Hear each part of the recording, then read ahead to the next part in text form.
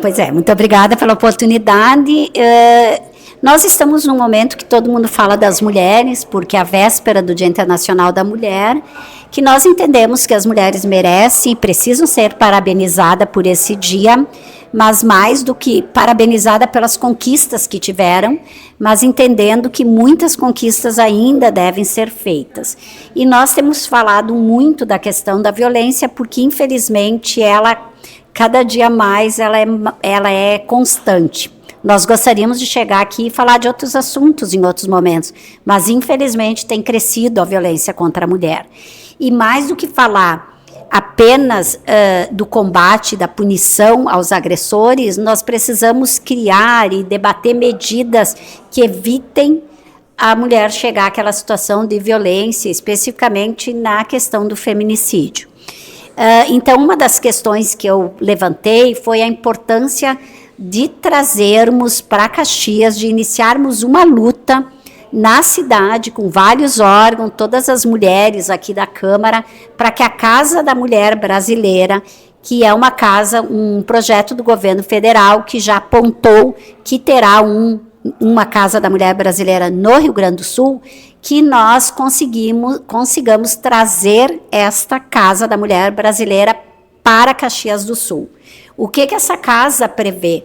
Ela é uma casa que prevê vários órgãos junto, porque hoje nós vimos que as mulheres têm que ir numa delegacia, se for final de semana, na outra, se for durante a semana, tem que levar a criança numa escola, tem que deixar a criança com alguém, tem que ir no Ministério Público, tem que ir na Defensoria, tem que ir na Prefeitura, que tem a rede de apoio, vem aqui na Câmara, e a mulher não tem um espaço único para ser atendida na sua demanda.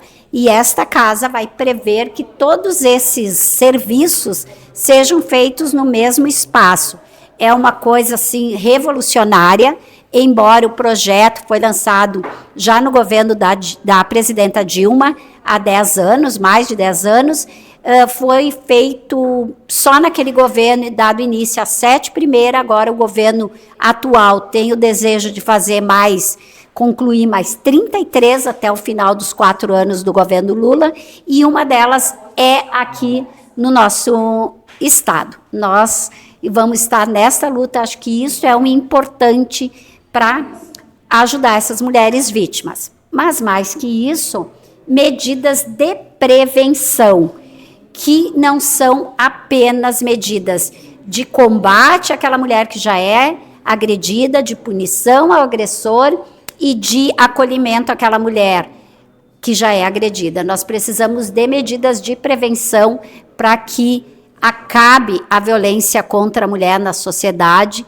que não é só violência física, ela é patrimonial, ela é moral, tem vários tipos de violência.